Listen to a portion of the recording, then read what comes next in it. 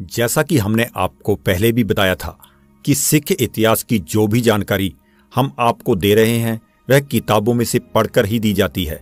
अब शुरू करते हैं आगे की जानकारी। रतन सिंह भंगू और ज्ञानी ज्ञान सिंह ने लिखा है कि राजा फ्रक्शियर ने गुरु गोबिंद सिंह साहिब की पत्नियों को गिरफ्तार कर नजरबंद किया हुआ था और उन पर दबाव डालकर बंदा सिंह के खिलाफ खत लिखवाए थे। इससे यह महसूस होता है कि फ्रक्शियर भी बाबा बंदा सिंह बहादुर की दहशत से घबराया हुआ था। उसने सितंबर 1714 में गुरु गोबिंद सिंह जी की दोनों पत्नियों सुंदर कौर और साहिब कौर को बंदा सिंह के खिलाफ इस्तेमाल करने की कोशिश की। इस विचार के मुताबिक फ्रक्शियर ने उन्हें गिरफ्तार किया हुआ था और उनसे कहा गया था कि वह बंदा सिंह को जंग बंद करने के लिए मनाए, परंतु बंदा सिंह ने माताओं का कहना मानने से इनकार कर दिया। जब राजा फ्रक्शियर की यह चाल नाकाम हो गई तब उसने एक और चाल चली। उसने माताओं से सिखों को खत लिखवाकर भेजे वह बंदा सिंह का साथ छोड़ दें। राजा की यह चाल भी नाकामयाब रही। उसके बाद लेखक लिखता है कि जब बंदा सिंह ने उनकी कोई बात नहीं मानी तब माताओं ने बंदा सिंह को पंथ में से खारिज कर दिया, परंतु सिख पंथ ने बाबा बंदा सिंह का पूरा साथ दिया। माताओं की चिट्ठी और अजीत सिंह पालित के कूड़ प्रचार की सिखों ने परवाह नहीं की। सिखों को मालूम हो चुका था कि अजीत सिंह पालित मुगलों का वफादार बन चुका है। माता सुंदर कौर और माता साहिब कौर अजीत सिंह के साथ ही रहती थी, इसीलिए सिखों को उनके बारे में कोई भी भ्रम नहीं था। बंदा सिंह और विनोद सिंह के झगड़े की असल सच्चाई क्या है, रतन सिंह भंगू इसकी शुरुआत सिरहिंद पर कब्जे के साथ जोड़ता है। उसके मुताबिक पहले तो अजीत सिंह पालित को मुगलों ने नजरबंद किया और बाद में उसे अपने साथ ही मिला लिया। गुरु का चक अमृतसर की जागीरदारी भी उसे दे दी। इसके उपरांत उन्होंने गुरु गोबिंद सिंह साहिब की पत्नी, इसमें लेखक रतन सिंह भंगू ने उनका नाम नहीं लिखा, शायद वह माता सुंदर कौर ही होंगी, उनसे बंदा सिंह को एक चिट्ठी लिखवाई।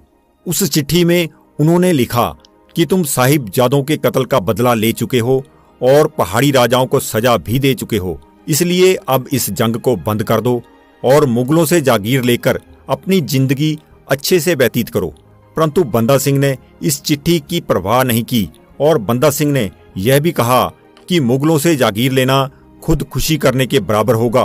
बंदा सिंह ने यह भी कहा, मैंने कोई भी बदला नहीं लेना है और ना ही हुकूमत करनी है, मैं तो जुर्म खत्म करने के लिए ही गुरु गोबिंद सिंह साहिब का हुक्म मान रहा हूँ। फिर रतन सिंह भंगू इस बात को एक साल आगे ले जाकर फ्रक्शियर के जमाने में ले जाता है। अब माता सिखों को बंदा सिंह का साथ छोड़ने के लिए एक खत लिखती हैं। रतन सिंह भंगू तो माता की तरफ से बंदा सिंह को शराब भी दिलवाता है।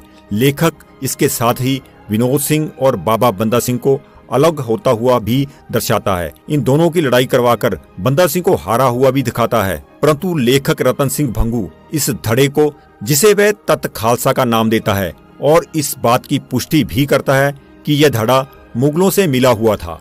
और वह अपनी किताब में यह भी लिखता है कि मुगलों ने इन्हें नौकरियां और जागीरें दी, इसके अलावा और भी सहूलतें दी हुई थी।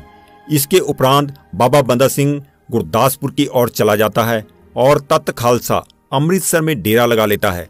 अब मुगल तत् खालसा से बंदा सिंह का राज जानकर बंदा सिंह का पीछा करते हैं और बंदा सिंह को मारने के उपरांत ही सांस लेते हैं। प्राचीन पंथ प्रकाश का लेखक रतन सिंह भंगू और ज्ञानी ज्ञान सिंह दोनों यह लिखते हैं, बंदा सिंह और तत् खालसा इन दोनों में जब फूट पड़ी तब मुगलों ने देसी घी के दिए जलाए। यह पूरी घटना जो हमने आपको सुनाई, इसके बारे में मुगल दरबार के रिकॉर्ड में ऐसी किसी घटना का जिक्र तो क्या थोड़ा सा इशारा भी नहीं मिलता है कि बाबा बंदा सिंह बहादुर और माताओं की सोच में थोड़ा सा भी अंतर हो। और ना ही किसी रिकॉर्ड में विनोद सिंह का नाम मिलता है। हाँ, अजीत सिंह पालित को बंदा सिंह के खिलाफ इस्तेमाल करने की कोशिश करने का जिक्र बार बार मिलता है। अजीत सिंह पालित तो मुगल बादशाह का पूरा वफादार बन चुका था। वह तो मुगल दरबार में अपनी हाजिरी लगवाकर अपनी वफादारी का यकीन दिलाता रहता था। इसके एवज में बादशाह की तरफ से उसे इनाम भी दिए जाते थे। उसे तो बंदा सिंह की शहीदी के 3 महीने के बाद 7 अगस्त 1716 के दिन फ्रक्शियर की तरफ से पगड़ी भेंट करने का सबूत भी मिलता है। डॉक्टर हरिराम गुप्ता ने भी लिखा है कि फ्रक्शियर ने गुरु गोबिंद सिंह साहिब की दोनों पत्नियों को कैद कर लिया था और उन्हें बंदा सिंह के खिलाफ चिट्ठियां भी लिखवाई थी, परंतु हरिराम गुप्ता किसी पुरानी किताब में से हवाला नहीं देता है। जहां तक विनोद सिंह और बाबा बंदा सिंह के अलग होने का मकसद है, 9 जुलाई 1714 के दिन बादशाह फ्रक्शियर को सूचना मिलती है बाज सिंह बंदा सिंह से अलग हो गया है और उसके साथ सिखों का एक बहुत बड़ा हिस्सा चला गया है। मुगल रिकॉर्ड के मुताबिक इसकी एंट्री मौजूद है। यहाँ पर भी बाज सिंह को मुगलों के साथ समझौता करता हुआ नहीं बताया गया है। इसके उलट अलग होने के बाद भी बाज सिंह मुगलों के साथ लड़ाई करता हुआ बताया गया है। हो सकता है कि बाबा बंदा सिंह बहादुर ने बाज सिंह को अलग मोर्चा लगाने के लिए भेजा हो। दूसरी तरफ गुरदास नगल के घेरे में से विनोद सिंह के निकल जाने की बात भी नामुमकिन है, क्योंकि उस समय मुगलों का घेरा इतना जबरदस्त था, वहां से निकलना नामुमकिन था। वहां पर रुकने को नामंजूर करते हुए घेरा पड़ने से पहले वहां से निकला जा सकता था, परंतु इसका मतलब हम यह नहीं लगा सकते कि उसकी बंदा सिंह से दुश्मनी थी। मुगल दरबार में ऐसी किसी बात का जिक्र नहीं था जिसमें अजीत सिंह पालित के सिवा किसी और सिख के बारे में लिखा हो जिसने मुगलों के साथ किसी नौकरी या जागीर का लालच में समझौता किया हो, जैसे रतन सिंह भंगू और ज्ञानी ज्ञान सिंह ने लिखा है। इस बात की पूरी जानकारी हम आपको अगले भाग में बताएंगे। इस इतिहास को सुनकर या पढ़कर आप समझ सकते हैं किस तरह से इतिहास को अलग अलग लेखकों के द्वारा लिखा गया है और किस तरह से सिख इतिहास के साथ छेड़छाड़ की गई है। इस भाग की समाप्ति हम यहीं करने वाले हैं। फिर मिलेंगे एक और नई जानकारी के साथ। जानकारी अच्छी लगी हो तो हमारे चैनल को सब्सक्राइब जरूर